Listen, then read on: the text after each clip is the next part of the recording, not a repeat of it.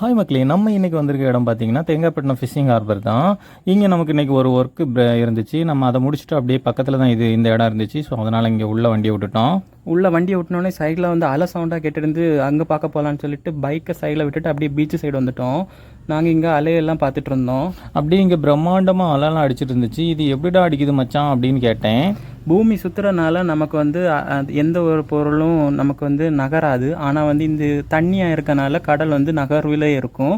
So முன்னே வரும்போது காற்றுனால அது மேலே எழும்பும். ஸோ எந்த ஒரு பொருளும் மேலே எழும்பினாலும் கண்டிப்பாக கீழே விழும். அது மாதிரி தான் அலை இது மாதிரி மேலே எழும்பி கீழே அடிக்குதுன்னு நான் நினைக்கிறேன் அப்படின்னு இவன் ஒரு புதுவிதமான விளக்கம் சொன்னான். என்னவா இருந்தாலும் பெரிய பெரிய அலையாக இருந்துச்சு. நிற்கிறதுக்கே சுனாமி வர்ற மாதிரி பயமாக இருந்துச்சு. ஸோ உங்களுக்கு தெரிஞ்ச எப்படி அலை அடிக்குதுன்னு சொல்லிட்டு தெரிஞ்சிருந்தா கீழே கமெண்ட் பண்ணிக்கோங்க. அடுத்து பார்த்தீங்கன்னா பக்கத்துலேயே ஃபிஷிங் ஹார்பர் இருக்குது. அடுத்த வீடியோவில் நம்ம போட்டெலாம் எப்படி வந்து இறங்குது, மீனெல்லாம் எப்படி இறக்குறாங்க, ஐஸ் எல்லாம் எப்படி பிடிக்கிறாங்கன்னு சொல்லிட்டு அடுத்தடுத்த வீடியோவில் பார்ப்போம். பாய்.